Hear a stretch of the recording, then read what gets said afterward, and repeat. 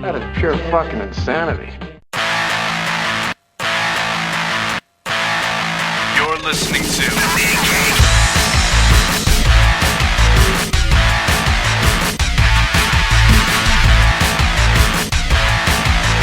Comics Podcasting on the edge of civility.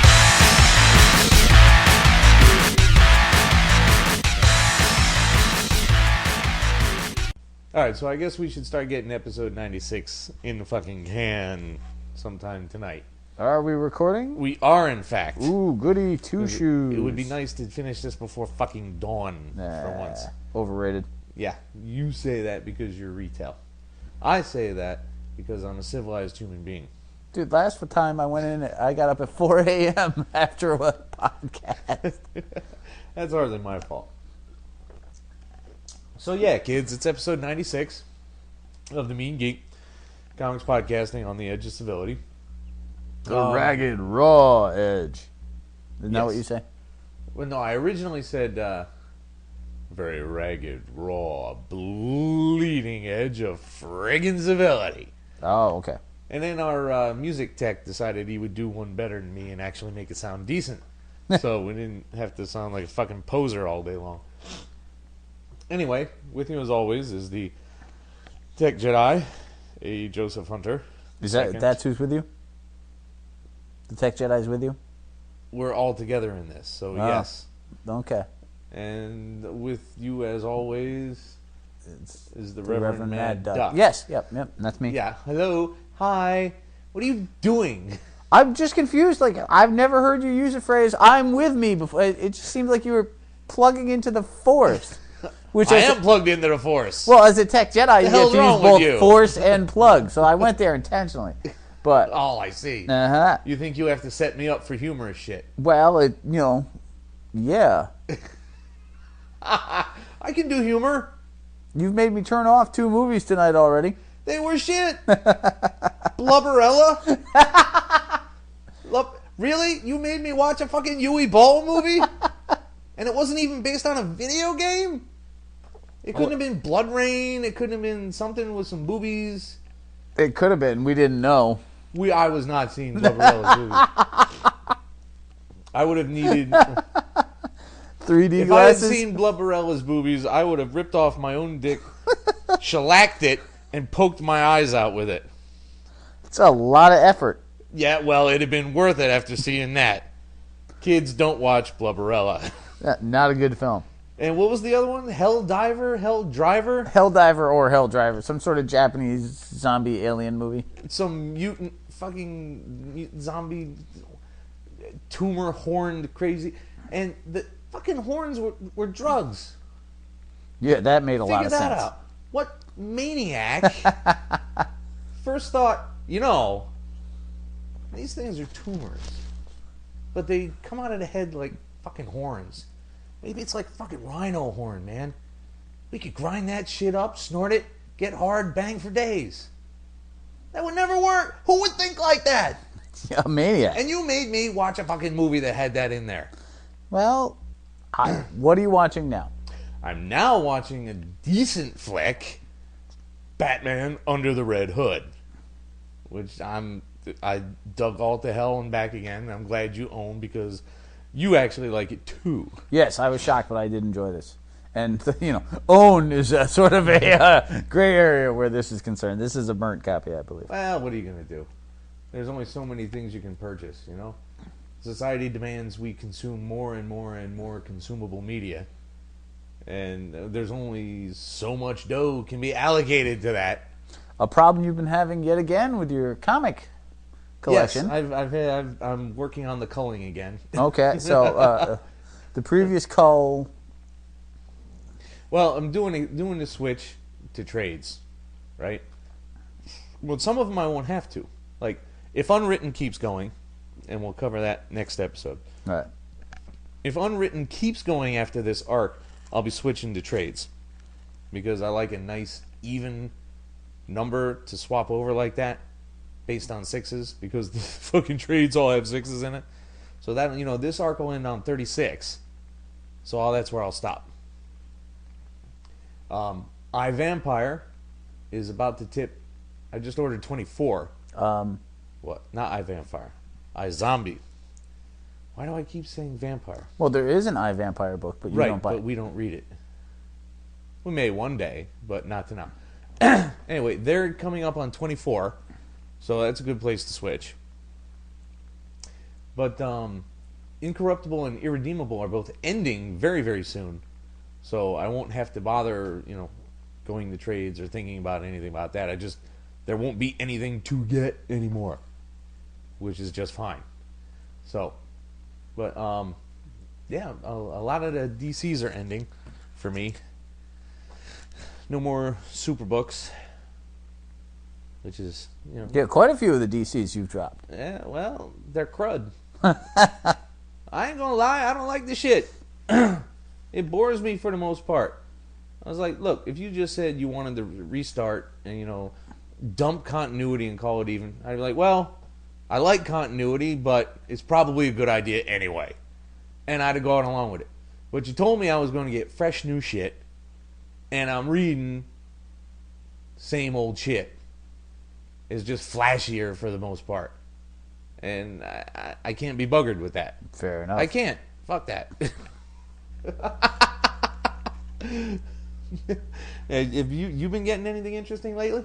I, as you know, don't buy regular things, but I did just order a graphic at your request. Yeah. Although it was worth reading, so I appreciate your call out there. The deal we made, which I've only half fulfilled because the whole writing articles thing is taking forever, but was that while you bought all the regular issues and did all that, I would pick up graphics to kind of fill holes and things and let us expand on that. Graphics being the Rev's shorthand for trade paperbacks and graphic OGNs novels and collections of any sort. Really. Yeah, basically. So, which I have been doing regularly. We just haven't really talked about it. Right. You've read quite a few things that you had not previously read as a result. But this was one that you actually made a distinct effort for me to, push for a while. Yes, I had read several reviews about it, and I had heard on several of the more independently focused, high-quality level podcasts said that this was the book to read. So I said, let's give it a go. Nobody, who does World War I fiction anymore? Whoever did. I have several books on World War I, but I have several books But on you are almost a fucking every librarian. Yeah. You've given away or thrown out or sold off more books than I've ever owned. That's probably true. And you still currently own more books than I've ever owned. So, to say that you have several of something that I've barely heard about is no shocker. All right, fine.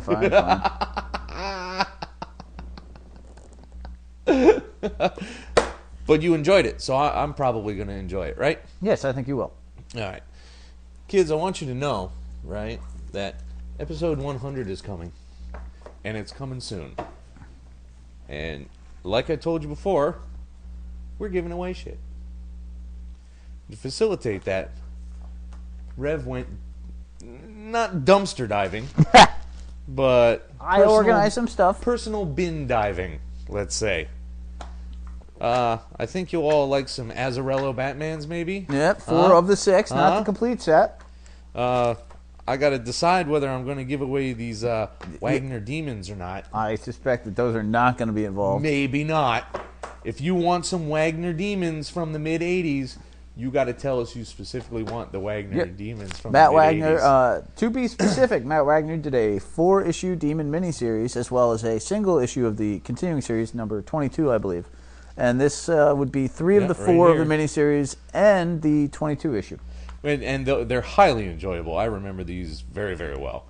And again, it's it's a temptation not to give them away.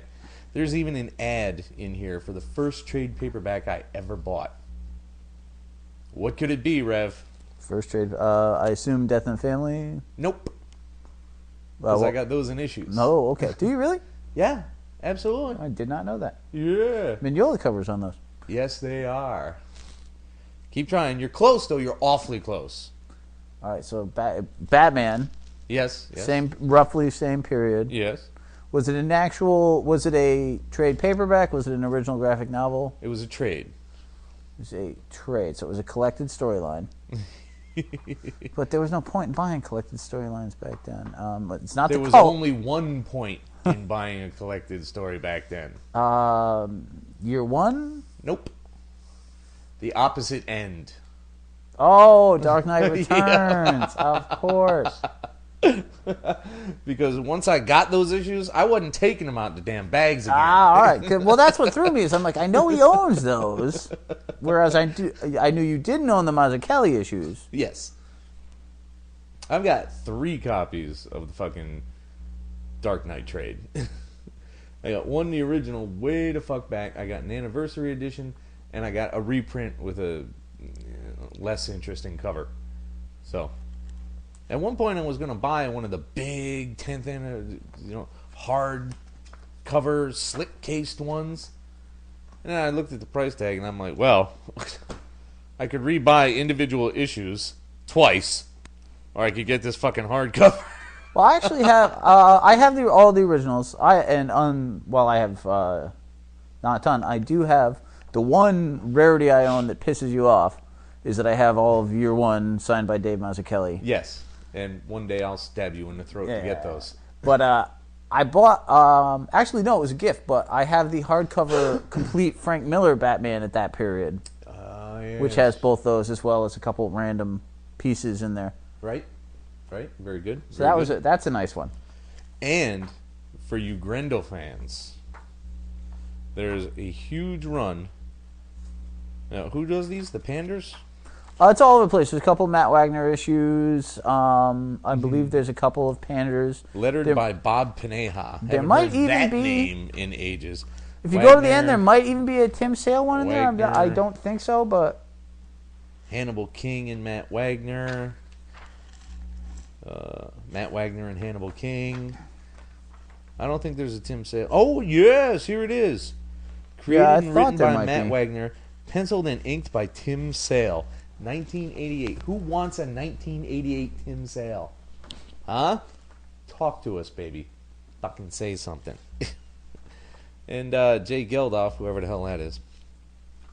And boatloads of other stuff. And you may dig it and you may not dig it, but it's fucking free for a tweet or a Facebook or an email. That all you got to do is talk to us, baby. But that's just a sample. We've got tons more. We got a 6-inch stack of floppies. We got a 12-inch stack of trade paperbacks, just ready to go. What else you want to talk about? there's not a ton. It's a very short nerd week for us. Very light week. You did some research. Did you find anything happening online that we need to discuss? Well, yeah, I'm not sure where to start with it, though. Let's go find the big problems in the universe today. Yeah, that sounds like something we'd cover. Where is it? Right, so there's something that's near and dear to my heart, right? Your sternum? Besides that. All right.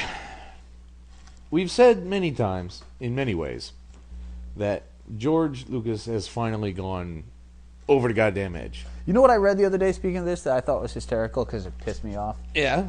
They're like, somebody said something about how Star Trek is officially better than Star Wars because it doesn't have George Lucas fucking with it. Well, yeah, there's a point to that. Yeah, and I was like, oh crap. Fuck, I hate Star Trek, but yeah. Yeah, that dude's been dead for years. Yeah, there's one thing. Oh, wait, is this the Greedo thing? Yes, of course it is. Oh, nice. What kind of question is that? But back, Star Trek, though, they did kind of fuck with it. Not really. They just redid the effects, and it wasn't that bad. It actually looked really, really good. Yeah. Which was fine with me. You don't go fucking around with story, and that's fine. But I've been rewatching Deep Space Nine. Well, actually, not even because I never saw that many episodes to begin with. I've made it now a project to watch all things Star Trek all the way through. Because it just evolved that way. When I found out You really have nothing in the Netflix queue, do you? What? You really have nothing in the Netflix queue, do you? Not the streaming one. No, I when Netflix finally got the original series, I was like, of course I got to rewatch that. It's, you know, the effects are better, it's cleaned up, everything's going to be hunky dory, and for the most part, I enjoyed the shit out of it. You know. So then I said, I wonder if they got the fucking animated series. And sure as shit, they did. Ooh. And I watched all 24 episodes. Because it didn't last. Because how long can you last with an alien navigator? First off, they got rid of Chekhov, so there's one screaming teenager that's not there anymore. I mean, every time that guy's on screen, man, he finds a reason to scream. That's what he was good at. You know, plants shooting poisonous pollen in his face, he screams. Bugs crawling out his ears, he screams. Get hit by a phaser, he screams. All valid reasons. Chekhov screamed a lot. Dude, any of those things happen to And you, Sulu you would just blubber looked like a over and said, schoolgirl. Pussy. And Sulu gay. Now. Well, he is. George Sakai. All right, fine. Don't be... And it's Takei. Like toupee. Oh, I'm sorry. You just called him gay. Like, well, I guess Well, it he wouldn't is. really bother that. Yeah. It's not a lie. No, it's true. And I'm not saying it. I'm saying that, you know, Chekhov was supposed to be the Russian guy who was always, you know, Russians are always tough. They're always playing Yeah, but things this up. was Cold War period. They weren't going to build up any tougher. Like, that's now, man. That's now that we've won the Cold War, now Russians can be impressive. Back then, it's like, no. You scream like a schoolgirl. Because we kind of fear you. There's a valid point to that. Okay. But, you know, you're right. They never went back and fucked with it. It's absolutely true. No story changes, no massive, rewrites of continuity or fucking with, long-held traditions in the canon. Nothing like that. But after halfway through Next Generation, the quality took a dive and it never really recovered. Not shocking. Ever. And that alien in the animated series, with the extra arm coming out the middle of his chest, that was creepy. Can't say I've seen it. And he had the worst voice actor in the world. Wasn't there a man. Harry Mudd episode though in the animated Yes, one? there absolutely Nice. was. And it wasn't too bad. They even got the original Harry Mudd back for the voice. Love that. It was pretty cool. He had a comic appearance too in the DC one. Yes, he did. And I know that because of your great generosity towards me. Huh? That was in there. Yeah. That was good shit. Yeah, Kids, you had to be excited to get that. I was. I am. I'm still reading through that shit occasionally. It's going to take forever to read all those. Kids, what I'm talking about is that there was a small trend for a little while there where comic companies, mostly Marvel, and the occasional license holder from Paramount, would put entire runs of things on PDFs on DVD. So, Tech Jedi has 44 years of Fantastic Four. I have 40 years of X-Men, 40 years of Avengers, and up until the day the DVD was released, every Star Trek comic ever produced legally. And it was a trip reading the first few years of that Dell run, let me tell you, buddy. Man, you just knew the writers had never seen the fucking show before. We're not built for science fiction. So Larry Niven wasn't doing too many Larry of the comic Niven was scripts. not doing the fucking storylines on those Dell books. He got nowhere near it. But what I did enjoy was they did let him in on the animated series. Oh, yeah? Yeah, they had the Kazinti in there. Really? Yeah. Well, that's intriguing. And the slaver devices. I don't know what the hell you're talking about. Okay. I tried to get you into it, but you couldn't. Well, like I said, I don't Hard like Star science Trek. fiction. No, I'm a literary guy. I don't do it. Don't tell me any scary numbers. They're frightening. Dude, a Larry Niven book is practically a math textbook. Depends on the book, though. Dream Park wasn't really Dream blown Park away. was not. No, it wasn't.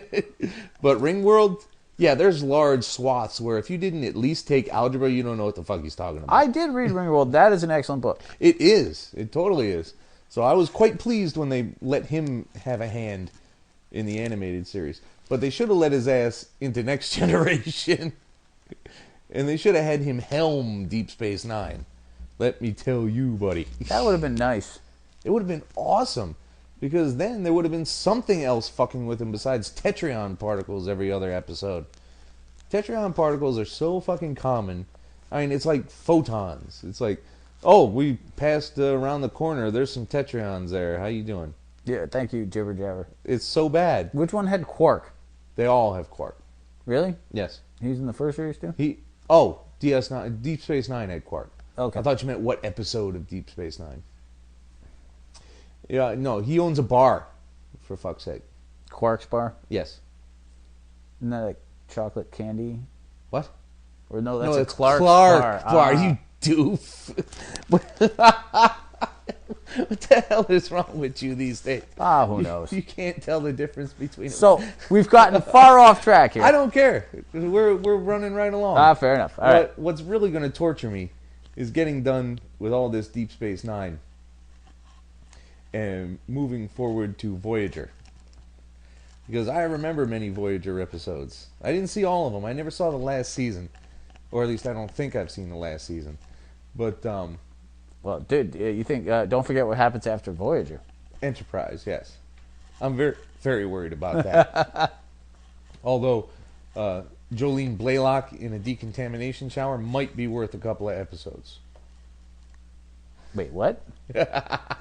There's shower scenes in Star Trek? Well, decontamination. I mean, it almost fits the story. You know, it's still gratuitous, but it's TV, so it's not going to get that bad. But it is Jolene Blaylock, so that's not a bad thing. And that's my Star Trek run. Very nice. So we got into this from Star Wars. You had a point to make, which was... And that's how conversations go, kids. None of this scripted horse shit. They're like, we have to kind of tell you the news because we're a podcast. No. Yeah, well, it's not us. This is comics conversation in real fucking time, baby. Yes, I would like another beer. Anyway. All right, so George has now just flat out lied about the Greedo scene. He's not even trying. He's like, I know I fucked up. I'm just going to justify it now any way I can because I'm 70 million years old and crazy. And richer than balls. Yes. So there really are no repercussions for anything that comes out of his mouth at all. Because any fanboy that says he's not going to buy any more Star Wars anything at all ever because of that is lying out his puckered little fucking brown eye. I don't know. I think a lot of people have stopped. But the thing is, so many new people, like, it's like Disney. Like, he rolls them out and a whole new generation of kids are like, ooh. It's not as big an ooh as it was in 77 when there was nothing the whole else. Planet said ooh. It's like, oh, that's Planet of the Apes. Ooh, the Star Wars. Take your apes and go. Take your apes and go. Possible title. But, no, I mean, in 1970, not only Star Wars is phenomenal. I'm never going to mock the actual movie Star Wars. It's a great film. But at the same time, it wasn't competing with Terminator 2 and Battlestar Galactica and Walking Dead and all these other things. No, it really wasn't. Like, you think about the other sci-fi film epics that were out at the time? What, like Darkstar? Which I like and you hate. You do not like Darkstar. It's 4 guys on dope with huge beards wandering around in a spaceship trying not to die. I can relate to that more than any other sci-fi film ever made. And the one with the hydroponics lab and the robots? Yeah, exactly. You know, come on. What was that one? Oh, Ice Pirates. No. The one guy, all by himself, Bruce Dern. Bruce Dern. Wait, you're not talking about the black hole, are No, you? that's Maximilian Schell.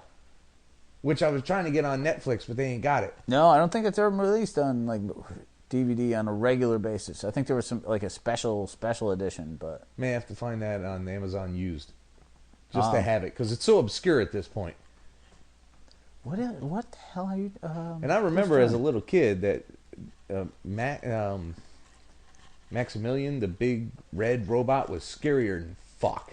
Oh, what, Black Hole? Yeah. Dude, that was a dark movie. Like, yeah, I mean, you had Anthony Perkins in it. You had Ernest Borgnine getting drilled through the book by a robot. Yeah. I'm watching this, I'm like, Mom, you've just fucked up Disney for a long time. Of course, my mom thought Watership Down was acceptable when you were 6 years old. Why are you shuddering? The bunnies are dying. No, not healthy.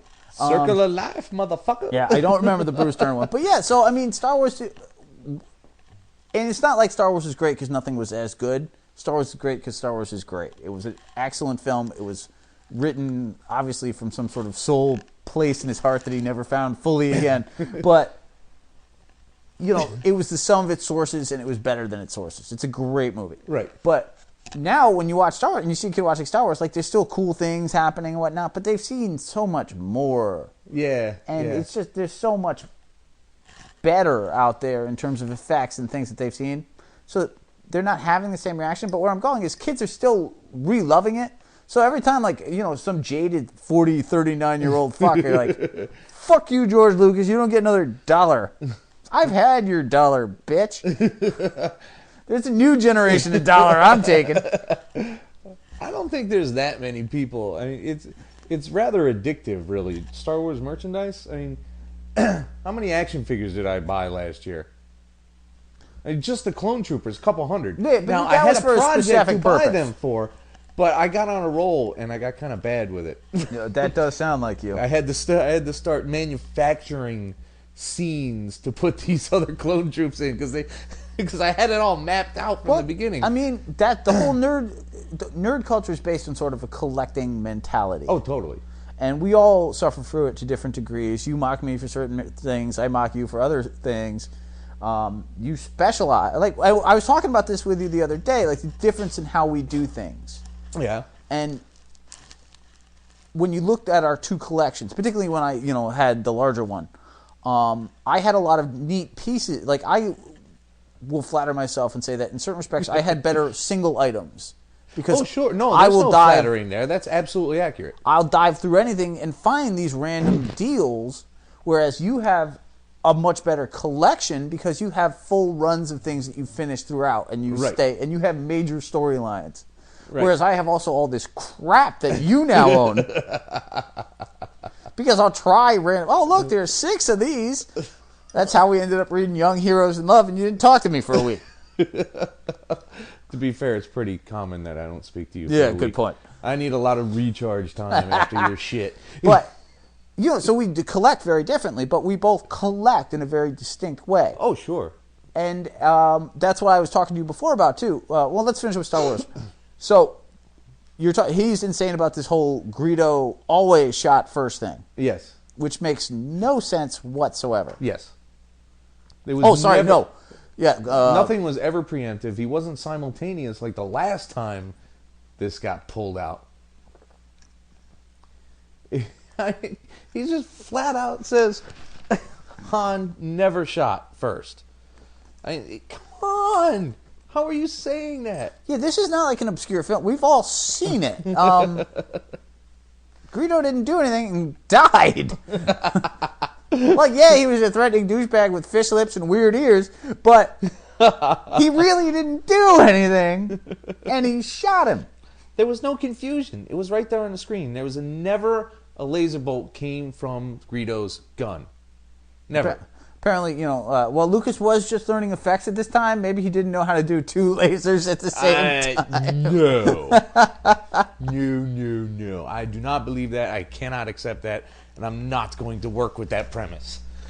So, and I'm not saying that I'm going to... No, I'm just noting that he's gone so far overboard at this point. I mean, he's dog paddling for his life. I don't know. What is he doing? He's backpedaling? He's nuts. I don't understand why he even bothers talking about it. Not everybody ages gracefully. All right, we don't all get to be Clint Eastwood, Neil Young, and do cool shit on the last couple of years.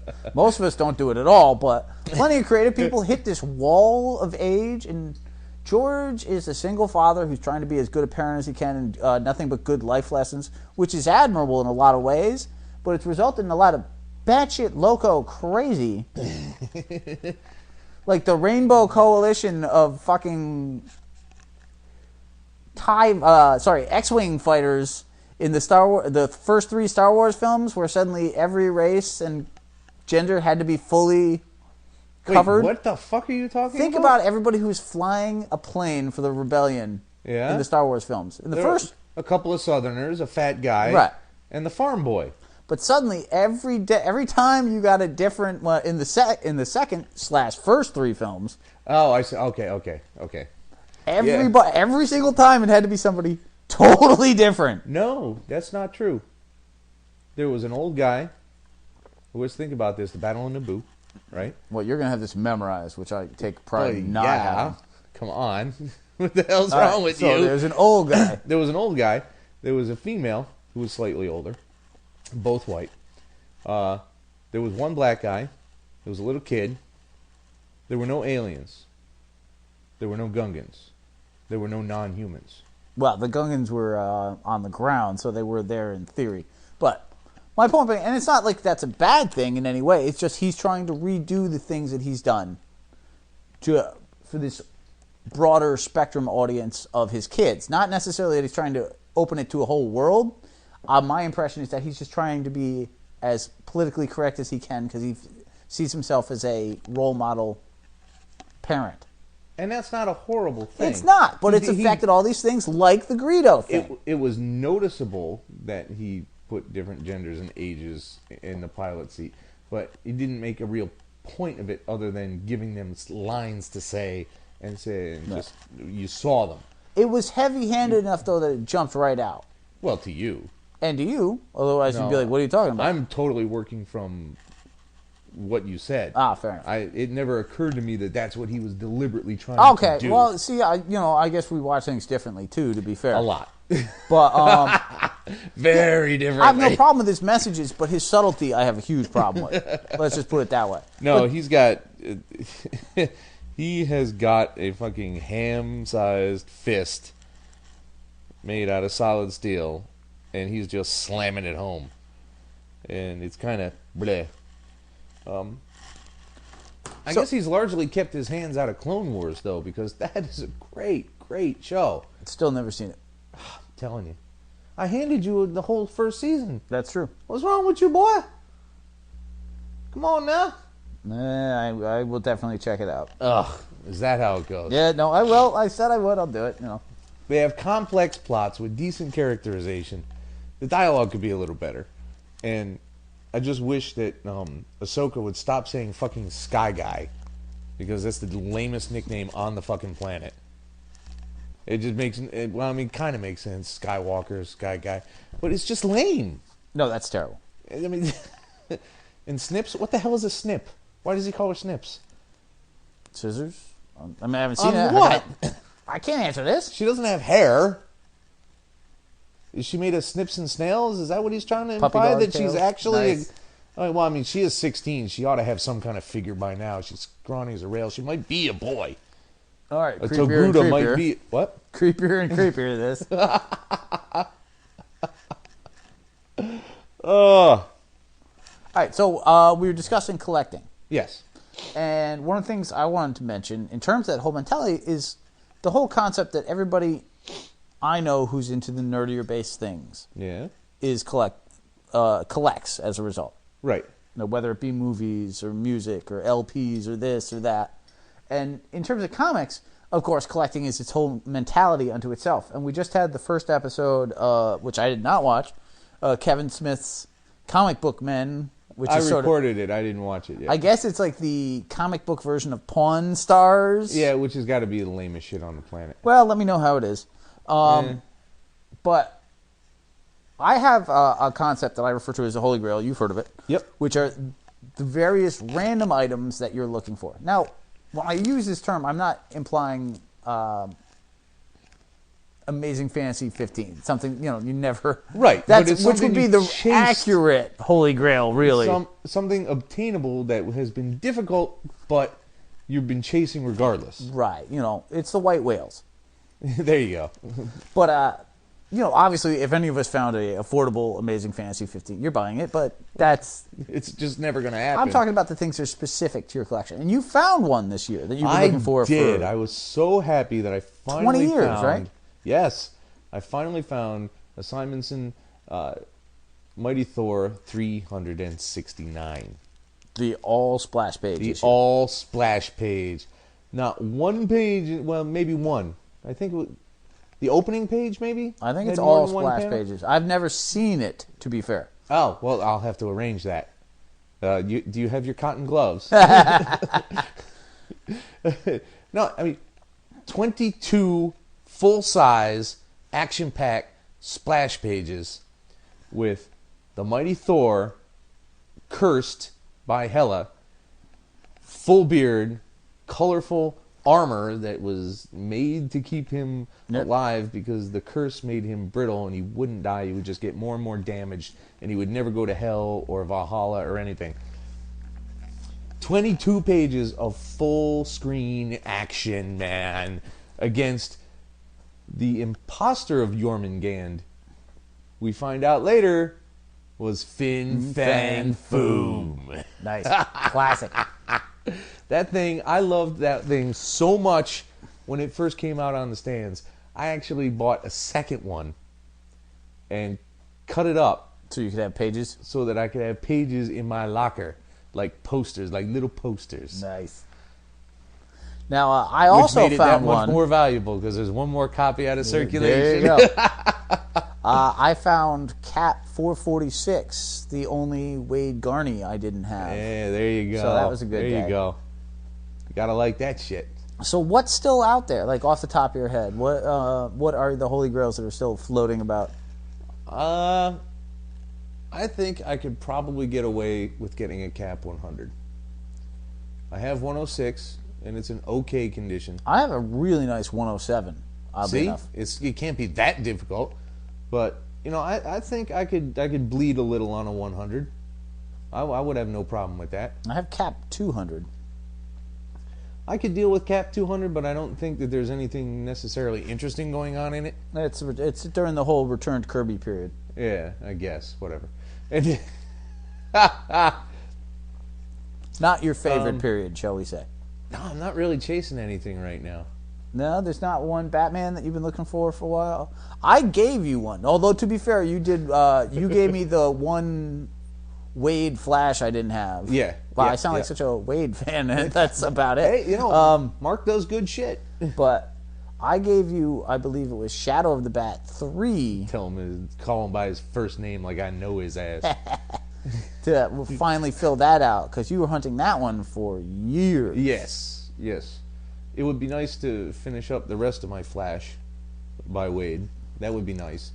Not really a priority. No, off the top, no. There's got to be something. I'm going to regret not thinking more clearly later. But Well, obviously you might not recall the specific issues. There's Zek caps I know you need. oh yeah, there's a couple of them. Absolutely, yeah. But there's no Batman period Around or anything where 300 you're something. really hunting a specific one, or was Shadow of the Bat like the one? No, my Batman goes so far back that, if I really sat down with a list and went to a con, it wouldn't be difficult to fill in at all. I'm so complete on Bat issues. It's somewhat frightening, really. I got to give away a bunch of Bat shit, really, so to speak. Somebody wants some Gotham by Gaslight? In Darkest Night, maybe? I got way too much Batman, man. It's disgusting. Well, you do have you have quite a few doubles. Oh yeah, I got tons of repeats, man. I might have to pull some Scarfaces back. I don't know about that. I don't know if I got double Scarfaces. Well, only doubles I'm referring to. Oh, well, yeah, that's what I said. I'm not sure I got double Scarfaces up in this motherfucker. But so I did reach out to the Comic Cabal podcast to ask about theirs. Yeah? And unsurprisingly, Indigo Lantern, one of their gems, is far more organized than you and I, and has them right at his fingertips. Really? What is he looking for desperately? Batgirl number 3 by Brian Q. Miller. Runways number 1 from volumes 1 and 2. Whedon's Astonishing X-Men 2 and 6. And the Astonishing X-Men 4 variant with Colossus on the cover. Really? All right. Talk about a man who knows what he's looking for. Yeah, he knows what he's looking for. So impressive. Wow. Oh, I do have a list of things I'm missing, but I wouldn't really call them Grail level material. Well, because with your Batman, there's so many, and there's so many that you've had to, that it's not like there's that one that sticks out. Right. The way the Thor did. No, the Thor was... I was itching on the Thor. Yeah, I wanted that one for a long time, and I looked for it every single time I went to a con. That's what I'm saying. And it was so difficult to find any Simonsons anywhere that I was like, really? Is that what we're going to go through here? And that's what that Shadow of the Bat was, or that Wade Flash. Like those, yep. And that's the great thing about collecting, is finding that moment. Absolutely right. I would desperately love to fill out my Star Wars collection, but I'm not so desperate on it that... To pay. Yeah, I don't know. That first one is several $100s. And well, you have a reprint of the first one, don't you? Yeah. Although there's some... What about oddities, though? I got an oddity waiting at the shop that I know I want. I know I'm going to get. Really? But I don't know that I'll ever use it for anything but saying, I have a really weird fucking comic. Well, I love those. I mean, that to me is my bread and butter. Like, you got me that Blade Runner 1 and 2, the Marvel. Yeah. And that was so cool. And obviously, I totally hunt Gru and you can't the further wait adventures for of Gru Indiana Conan, Jones. Can you? No, I cannot wait for Gru Conan. But yeah, I may be the only person who would like to find more Indiana Jones comics. You need to text me that tomorrow. What's that? Because I didn't put it in the DCBS sheet. Just remind me, and it'll be there, you doof. God. But, yeah, no, those are the kind of things that you hunt.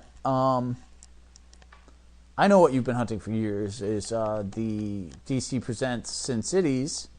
Trying to fill those out. Dark Horse. Yeah, DC. Oh, Dark Horse Comics. Yeah, okay. Yeah. Most people refer to it as DHCP. Yeah, DHP. Sorry, I blended two into one poorly. Yes, you are correct. I'll take the first appearance of the Joker. That might be a little bit difficult. No, but that oddity. Yeah. A Hebrew Star Wars issue. Really? Yeah. I don't even know what number it is, or what number it's supposed to be, what number it could be. All I know is that the logo is in fucking Yiddish or something. I have 2 French Snoopy books, which I thought were hysterical. And you know what's cool about that is they're neat enough. Like Colonel Girlfriend, instead of going, "I can't believe you're buying a Snoopy book you can't read," it's like, "Oh, you got to get that. That's so neat." So it's a universal. It's, you find these amazing things out there. I had a Dutch X-Men at one point. You had Shane Berg went to Amsterdam and got me a Dutch X-Men. Didn't I get you something from France? The French one? I don't think so. I don't remember now. But I have Liga de Justicia. Nice. Fucking Argentinian or Peruvian or fucking Brazilian, some shit. Overseas Justice League. I was quite happy to have that. I have a few magazines from London when I was there. The whole Judge Dredd period. That's cool to have, because that was a while ago. That's not bad at all. You want to talk about a couple of books? Yeah, what do you got? Finish up this night, call it even? Done and done. Well, what we got first is, and I hate to ever say a sentence like this. I really do. And I'm not even trying to be sarcastic or funny or anything. But I hate to say that I've ever been disappointed by anything that George Perez did.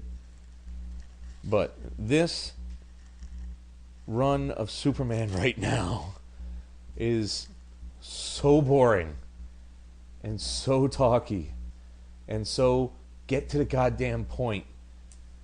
And it was like, I can't tell if he was trying to emulate just before or just after Death of Superman. Because this feels so 90s right here. Yeah, no, it's a completely 90s feeling Superman. And it's a 90s plotline. Like, you've got aliens that have now created a alternate Superman who's running a my will or death metropolis. And you've got him killing people. And at first you don't realize it's not actually him. And he's out in space. Yeah. It's so, what? It's just not my Superman comic. I'm not a huge Superman guy, but this is not a period I'm overly enthused by. It's very confused storytelling. It's incredibly wordy. The art is very... at workaday, it's certainly not terrible, but it's not blowing me away. Well, I mean, they moved over to Nicholas Scott, and it's nice to see, you know, more, how shall I say, gender equity in the art world of mainstream comics. Yeah, you can't. That's never a bad thing. But, you know, George wasn't going to do it. He's busy writing it. Right. So, and as fast as he can draw, he wasn't going to do both. So, but there's just absolutely nothing here that's grabbing me and saying, this is amazing new shit. It's not gripping at all. And it's 6, we'll call it even. I can't get a good feel for Superman in any of these books either. No, and we don't have action in this pile, right? No. I believe you're done with action already. No, there's one more action. Oh, is there? Yeah, and it drove me up the wall, so we'll save it for the next pile, whenever that may be. However, Fraction is my master now. With The Mighty Tanner's 3, Doomed, where Thor and his compatriots in the Demogorge... really curious what gods those are. So am I. They didn't really talk about them yet. But they escape, and they're about to go kick some serious tail and take back the mantle of Thorness. Meanwhile, Tannerus is being a jerk to Sif. Dude, I believe that's the troll version of flirting, to be fair. Well, it may be. Ulick has obviously never been a very charming guy. I mean, hey, in the troll world, you know, he could be king of all booty, but who knows? Yeah, in the troll world, he might get, you know, knightly, but not in Asgard. Collecting troll ass since 1982. Wow. That may be another title. But Pepe Larraz, man, I like his art. I love the art. I love the art. Good stuff. I'm really enjoying the story. Fraction is... There's so many levels of things going on. Like the Broxton, having a Broxton person show up at this communal with dwarves and giants. Like, Volstagg didn't fully explain why I'm here. You people terrify me. That was great. And then you've got the whole Donald Blake side storyline, which is moving along without fully getting understood. Not Silver yet, Surfer. but I think it will. I think it'll be fine. It's blending in with Journey into Mystery nicely. I was mildly amazed that Norrin Rad couldn't pick up the hammer. Dude, who's picked up the hammer thus far? Cap. Did Spider-Man ever do it? I don't know. Not to my knowledge. Hulk couldn't. I mean, that's the whole point. Well, it's Hulk. No, you're not supposed to be able to pick up the hammer. Unless you're worthy. Right. So, I mean, that just fits that Hulk isn't going to get it. Yeah. But Norrin Rad, I think also, too, like, you could make the argument right now that character doesn't know what he is in anything. All right. So that conflicted, because obviously, you know, you're making the argument that he's an incredibly worthy guy, and that's a valid argument. Well, I mean, he sacrificed everything he was to save his home. And other homes. You know? And others, yes. He was exiled for years because his nobility demanded that, you know, Galactus not eat our planet. Always a good thing. Which is such a weird, you know, eat our planet. Come on. Just a terrible, terrible sentence.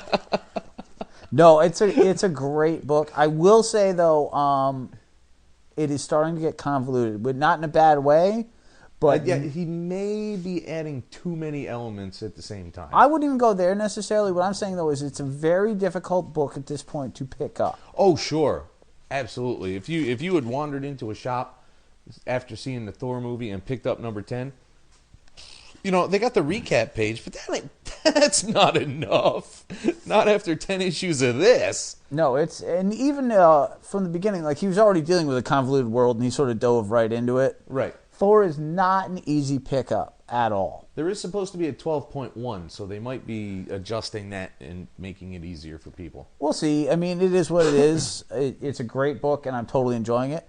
But if you're a casual comics fan, you're like, oh, yeah, and you happen to listen to us, which is unlikely at best. You're like, you know what? They've said a lot of great things about this book. Be forewarned.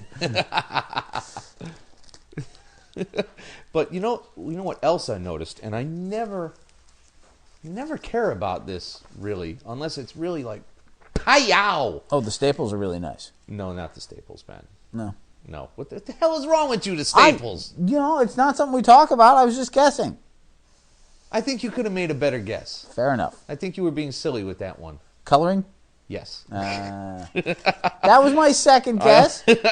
Staples first, then coloring. And it's from another, Reventech favorite over by a fraction, Mr. Darmada. Oh, okay. From over at Iron Man. Well, I mean, when you work with that kind of talent, you stick with it. Oh, sure. Why wouldn't you? And it's true. But, no, it's a great book. But unlike Iron Man, which there's been several points where you can jump in. Oh, yeah. They actually stop a story here and there. Nope. This one has gone on. Thor is not giving you that option. This thing has not stopped. This is a train that's been rolling for 3 fucking years, man. They need to wrap things up and give us some new shit. But like you said, I absolutely adore it. But it is snowballing a little bit. Well, I don't have a problem with that as long as it stays under control. And so far it has. When you have that many plot points and don't control it, eventually you become X-Men under Claremont, or you become, for me currently, Hickman's FF. Oh, we'll get to that one. We'll get to that one. Right after Flash. Right after Francis Manipul's and Brian Bucalato's Flash.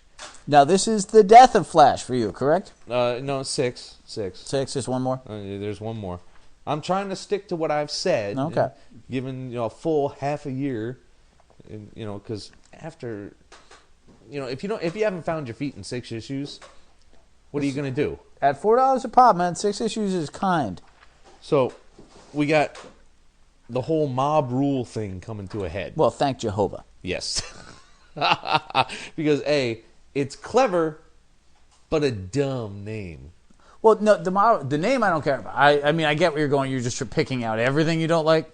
But sure. The fact that they all look like his college friend. They are all his college friends. No, they're different people that somehow... No, didn't they take him from different points in the time stream? Like mere seconds away from each other? Or am I trying to justify this in a better fashion than he did himself? At this point, I don't even understand it anymore. This is also convoluted, but this is where the whole DC project is falling apart. Is that you're all diving in, apart. And it's not strong storytelling. No, and I'm not knocking Nepal. How do you say it? Manipul. I'm so sorry, Nepal. That's a country, not a person. Country, not person.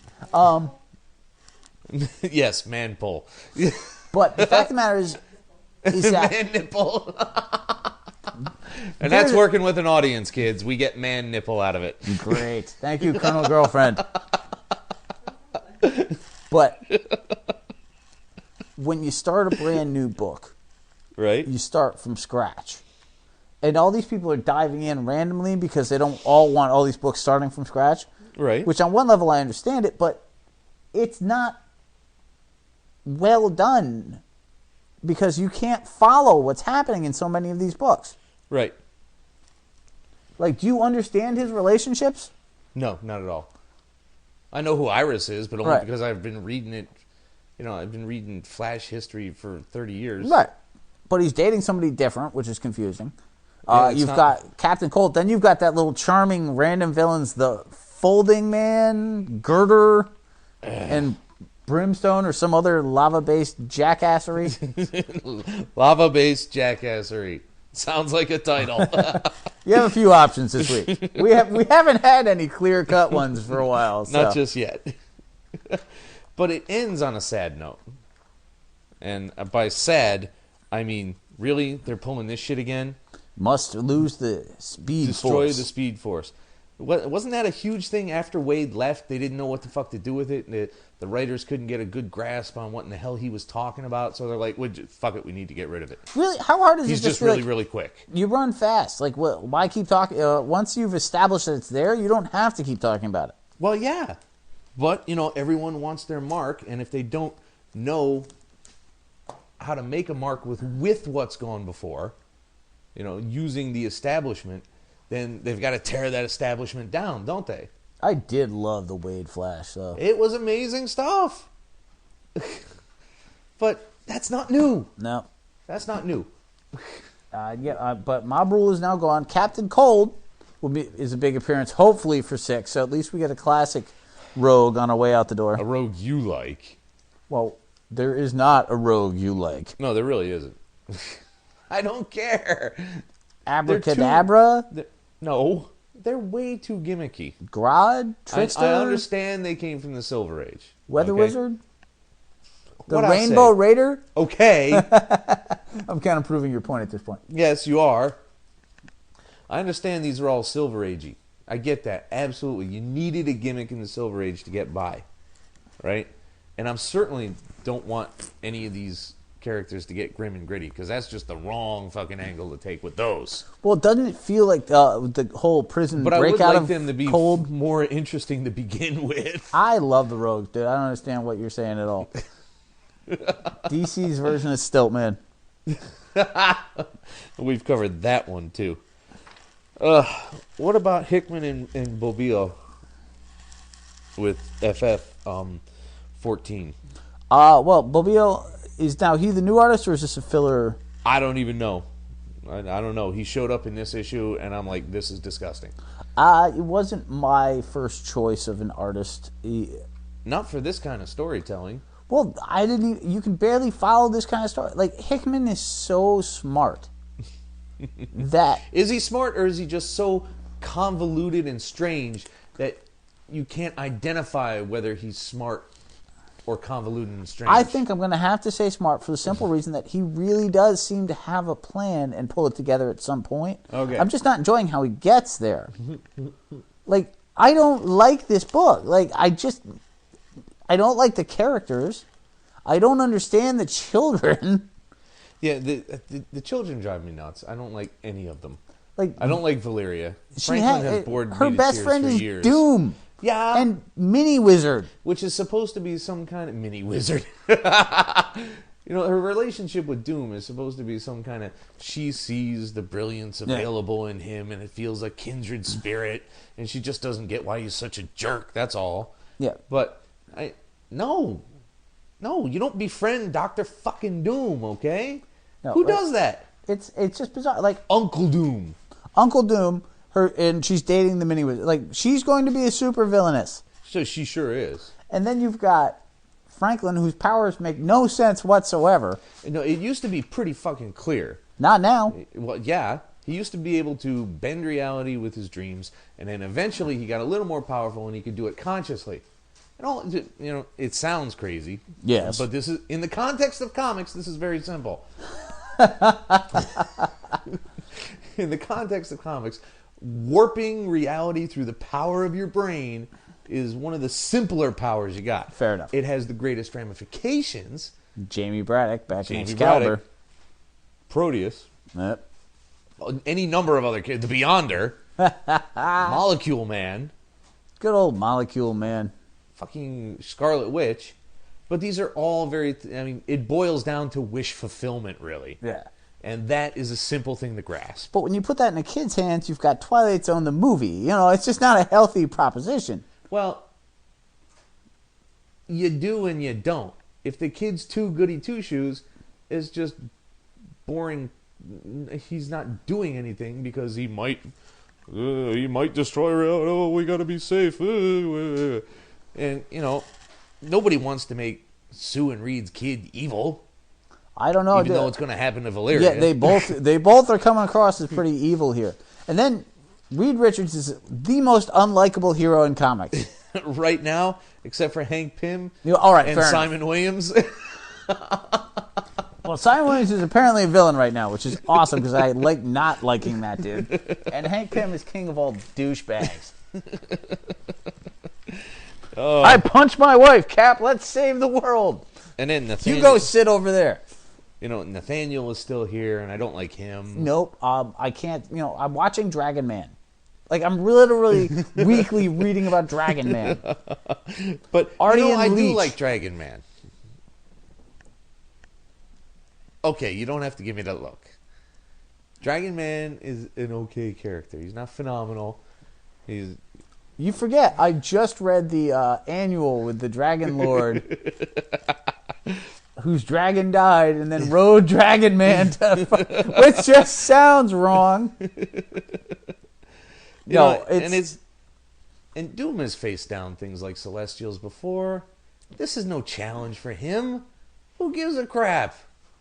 This is fucking Doom. He's a sorcerer. He all he's got to do is buy the Crimson Bands of Sidorak. You were on the other end of the galaxy. Celestial problem done. What I did like about this book was when he tells Valeria, "It's fine, I'm Doom."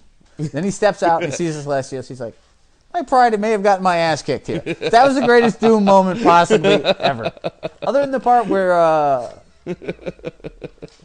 the wizard and Mr. Hyde tackled him for all of 4 seconds. This is my favorite Doom moment.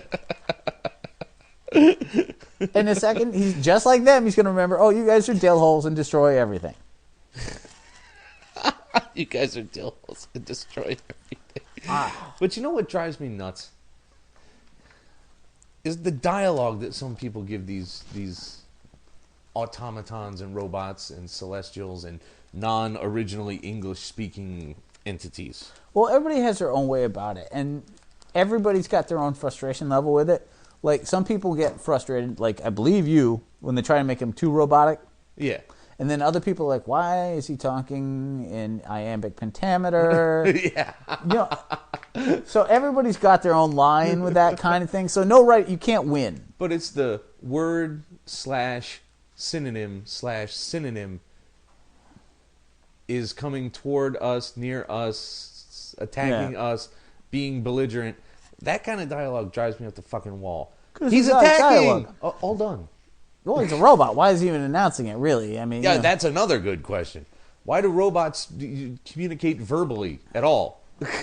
Because, it is a comic. They must have radios in them. And going, did it, did it, did it, did it, did it, did it, did it, did it. It's time to. Yeah, I broke into the Muppets. Fuck you. Wow. But Justice League finally picked up. It's getting more action-based.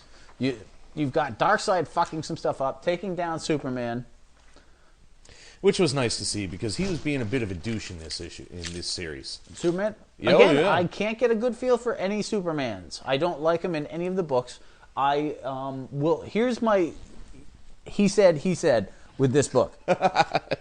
Yeah? I'm glad that I pushed for you because it is starting to get interesting and the team is starting to gel. On the downside, right, in the middle of a fight, Batman revealing himself to Green Lantern to calm him down. That was a really weird point to do it in, wasn't it? No, not even a weird point. Wouldn't fucking happen. No. Oh, that would be on after they're hanging out at a mission debrief on the satellite. In the middle of a fight. Now that I've told you my deepest, darkest secret for 4 pages. You're forgetting a key factor here. Yeah. 2 issues ago. Yeah. Green Lantern shouted out Barry Allen's name in the middle of the fight. That's right. In front of Batman. Yeah. So he knows that the guy's a blabbermouth.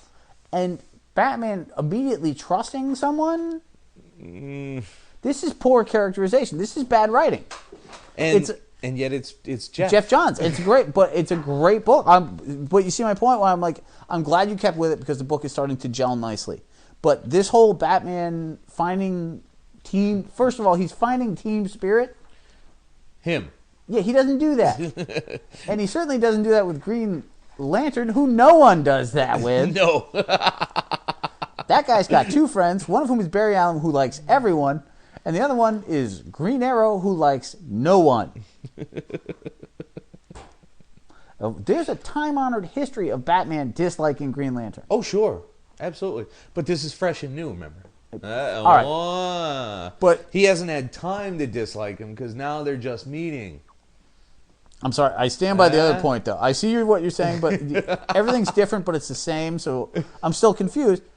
But if he heard him I still got to make you that chart, don't I? Yeah. If he heard him use somebody else's name accidentally in a fight, he's not giving him his. No.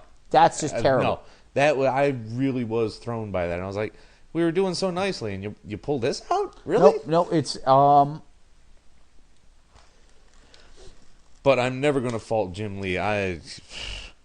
Wow. Jim Lee is a phenomenal artist, and he's getting better and better. Like, you look at Wildcats, which is not my favorite book of all time. No. And then, although he's still a solid artist... You can see flashes of, oh, yeah, that was pretty fucking good right there. But this is like, whoa. Nope. The only Jim Lee I'd like better than this would be Hush. Ah, yeah. I can see that. But, he's right, though. Barry's right. We got this is the battle cry. Dude, really? That was appalling. That was terrible. Ugh. But Darkseid obviously wants to turn Earth into another apocalypse, like usual. Yeah. Well, here's my other aspect, too, is I really enjoyed, but again, didn't think it was good writing. And I don't like criticizing Jeff Johns because I think he's a phenomenal writer. But at the end, you've got that moment where Batman has just stepped through a boombox. Boom tube, yes, I know. More fun my way. More fun my way. And he shows up on Apocalypse, and he's like, this may not have been my best plan ever. Did he go on? Is he turning Earth into Apocalypse? In the end, I believe that was the impression I get. Is he went through the doorway. Let me go back because it's been a week and a half, and I only read it once.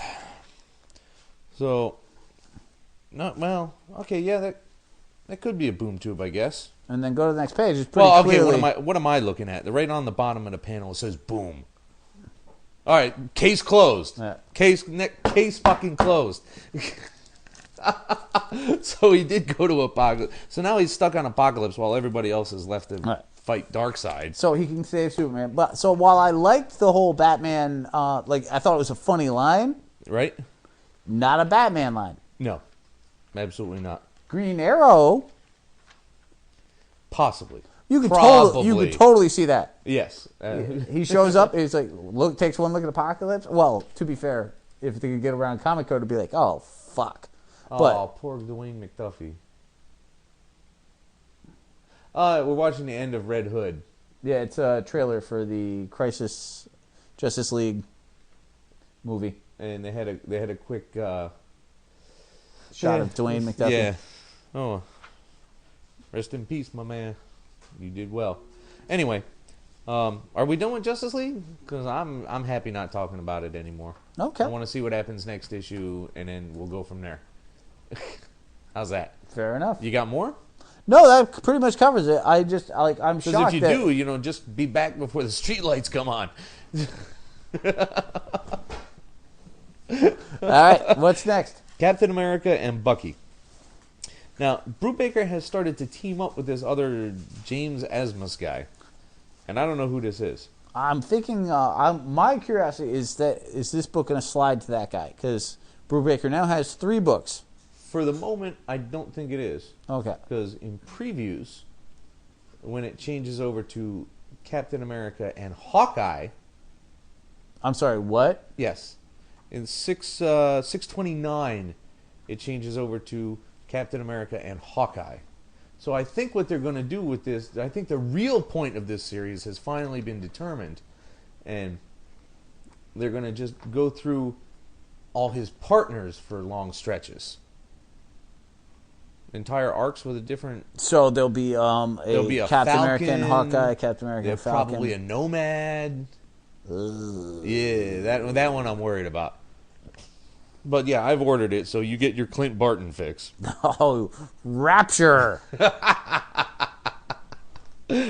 Maybe he'll get his own book after this too. Dude, what would you do if it was good? Like you'd have to buy like Ed Brubaker and Jackson Geist instead of Winter Soldier did Hawkeye. I would have to give it a go. I absolutely would. How miserable would you be having to pay real money for Hawkeye? That happiness would be elevated by having Brubaker and Butch Geist, but it would be tempered by having fucking Hawkeye around. So it would probably be a wash of pretty good. It's a rough one. It's a rough day. You know, when a great creative team goes on a character you don't like, or when a character you really you're a Batman fan, so you've had plenty of creative teams you don't like on. Oh yeah. Right, so what happens in this one? It's just robot galore. Robot Bucky, yeah, between Ameridroids and Robot Buckies.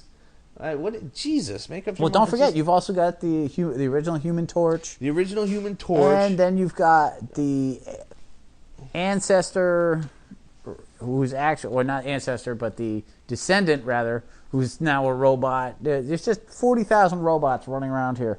Yeah, they won't. Adam 3 running around, who used to be a Naslin clone robot, which used to be a Phineas Horton construct, and it's getting weird.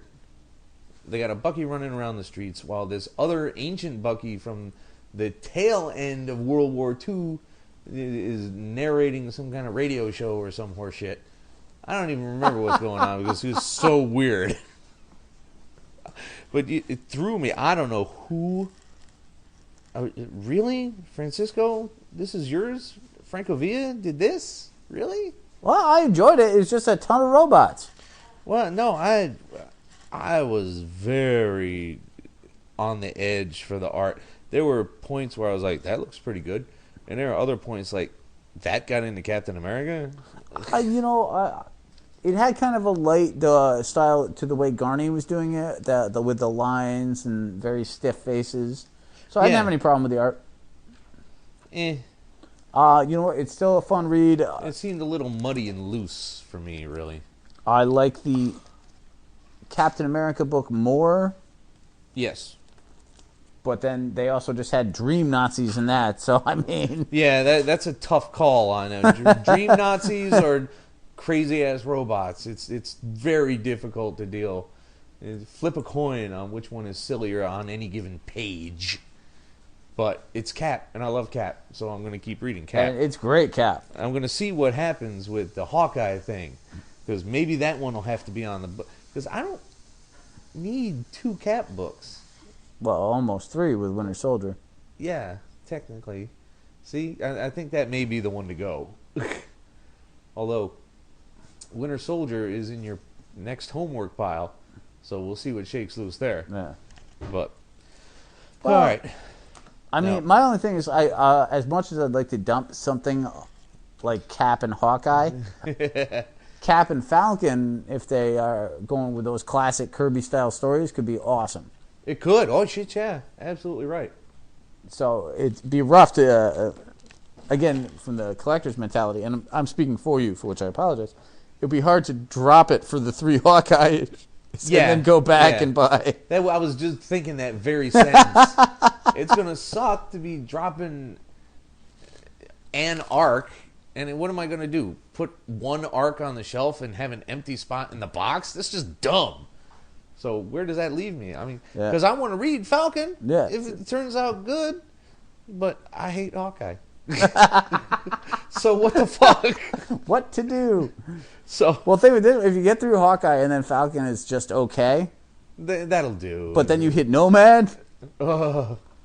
I don't know what they could possibly do with Nomad. Oh, actually, wait a minute now. You got Sharon Carter in there too. Sharon Carter, Diamondback. Captain America, and Sharon Carter. Who? Diamondback. Captain America? No, he wouldn't go back to Diamondback. Not with Sharon around. No, I'm talking about if they're doing the whole history of partners periods. Oh yes, because this is mostly flashback. Yeah. With an element of current shit. So yeah, you could get away with Diamondback for that probably. You might even see D-Man. No D-Mans. No, because he's running around with Simon Williams. But we're talking flashbacks. What are they going to do? He's going to fight himself now? D-Man, remember the day, and the next page, I found you in the sewer after having been beaten by a fucking Stiltman again. That's nice of you to give credit for Stiltman for something. That's kind. It's D-Man. It's about his level of, victorious fight there. He was a very talented unlimited class wrestler. Now, it's my understanding that although you were not impressed with 1 and 2, 3 and 4 of All-Star Western garnered a little more approval from you. It feels more like classic Jonah Hex. However, this issue also reminded me that there's a lot of classic Jonah Hex. That's so. Now, let me see if I this one. Let me see if I can remember this correctly. Jonah Hex is in an under sewer city of Arkham City, right? Or Gotham City. Sorry. Yeah. Thinking the video game. Either way. With a Arkham progenitor, right? Where he's taken captive by a group of underground miners who are using miners, M-I-N-O-R-S, to mine, M-I-N-E, yes, under the city. Then they're thrown, instead of just shooting them, they throw them into a raging torrent underground river, right? Which they survived because they left him a tomahawk. Right. So then he and a totally physically useless man climb an unclimbable cliff, get attacked by an underground group of a lost Indian tribe. Yeah. Which Jonah Hex throws them all off a cliff. All right, you're making this sound far dumber than I really read the book, and every last component you're saying is true, but it's... And then at the very last issue, they get attacked by a bat larger than both of them combined. Yeah. Okay, I just want to make sure I had that clear. It's all true. All right. Right? So, which point? I enjoyed it. So but, you read it. You're telling me you read it so far. That's all you're saying. That's a rough issue. That's rough. I don't know if it's rough. And then you've got Arkham talking about, psychoanalyzing Hex every fucking panel. Well, eventually he's going to punch him out, and that payoff is going to be fun. Come on. You think not? I don't know at this point. It's all over the place. I want a Jonah Hex books where he's in the western atmosphere shooting people. Okay. Oh, my God. We're going to have to watch that one night, The rotoscoped Bakshi Lord of the fucking Rings. We will have to watch that. Of course. You know that. What about the backup? Did you actually read the backup this time? Yeah, I always do. I did for once as well. Ooh. The Barbary Ghost. Immigrants getting their ass kicked by gangsters decide to take revenge. All done. Again, That's the story. it feels like a backup. I like the fact that they're doing some backups based on the original backups. Yeah. And some based on their own new creations like this one. Right. That's kind of interesting. I hear a butt in there, I think. Do you care about the Barbary Ghost? Not yet. Did you care about El Diablo in the previous ones? No. So it's just one more thing to read. Yeah, it's like, why am I having a shorter issue for this? All right. Last one of the evening. We'll call it even. Dark Knight number 5. Oh, I saw that head dip. That can't be good. All right, you know what? You're the huge Batman freak. Yeah? Why don't you go ahead and give me a little bit on this before I speak for once? I was not that down on this particular issue. Scarecrow comes into the picture. Finally, we get a classic villain again, rather than all these twack the fuck out new ones. He doses him with the fear toxin, and it's all pretty standard. And he decides that one of his fears is Superman taking over, so he confronts Superman, who's just trying to help him because it's the big blue Boy Scout. Right. And, you know, it sounds overly simplistic when you couch it in these terms, but I think it was executed pretty decently. I liked certain aspects of it. I liked the new revamp of the Scarecrow. Yes. I liked the fact that he created a toxin Wow, specifically. that's Denny O'Neil. I didn't The see. fear toxins. I like that they created a fear toxin. That he created a fear toxin based on Superman, on Batman. It's like, well, you don't have fear, which you're going to regret because it's going to fuck with you in a whole new way. Yeah. See, that wasn't too bad at all. No, there were some aspects I really liked. I do think, though, with Batman's villain base, if he was going to start having dream-based nightmares, you probably wouldn't have huge heads of Riddler and Penguin showing up. Maybe not. It's difficult. A dream. That is is a the dream very is a classic dream. Batman page, though. All the faces of the villains. Yes, that is not new at all. But But the Superman thing, execution can count for a lot sometimes. and the whole Batman is the perfect physical male specimen. Right. Let's say. Mm-hmm. He's still not punching Superman in the face and having any damage, which he did in this. Well, I mean, I'm fine with that.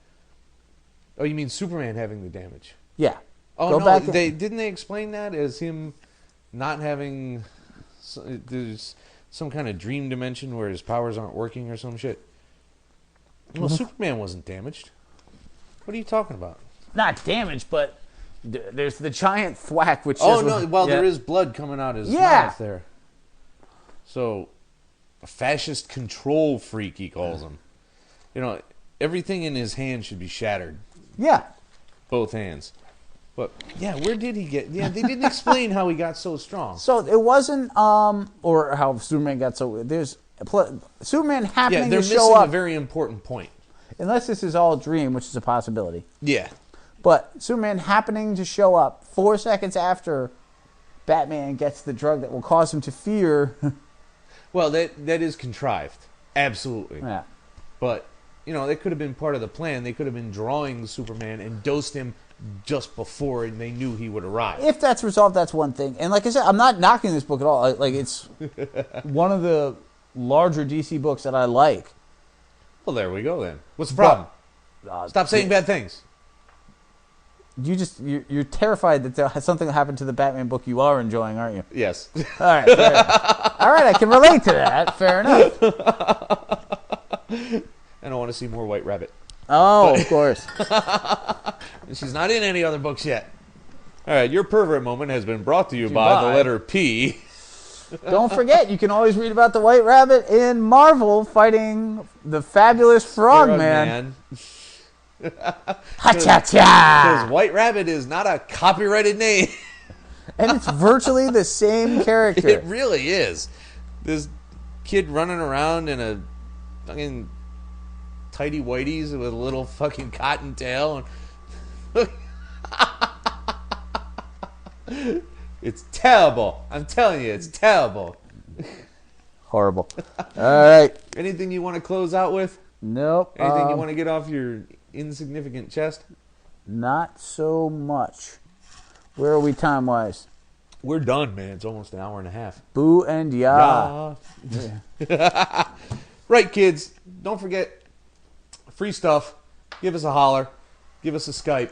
If you leave us a voicemail and your name is not Andrew, Or at least the Andrew we know. you will be under higher consideration for the better stuff we got. How many? We got one contestant so far? One. We're going to have to start thinking about the Twitter people because they are reacting. They're just not saying, oh my God, you're an awesome guy. Fair, Well, guys. you know, I mean, People. You're at this great point, people. The Comic Cabal podcast could win something. We may have to give all of it to him. That'll save us on postage. We could drop it off at a diner somewhere for him. There you go. If I enter, can I win something? I told you in the beginning. Yeah. We broadcast it. It's already a known rule. Associates and cast members of the cast are exempt. I don't win nothing. Motherfucker, you won L girlfriend. L girlfriend? You've had given her 9 names. I have stuck with Colonel. Colonel. I found a rank that works. Kids, have a great night. Bless you, fuckers! And out! I just set up yours, baby.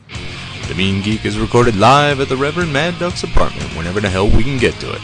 You can find us on iTunes, Podcast Alley, Facebook, Comic Space, our own site, www.themeangeek.com. Subscribe to us through RSS, and most importantly, find us as a proud member on the Comics Podcast Network. Contact us directly through email at themeanergeek@gmail.com.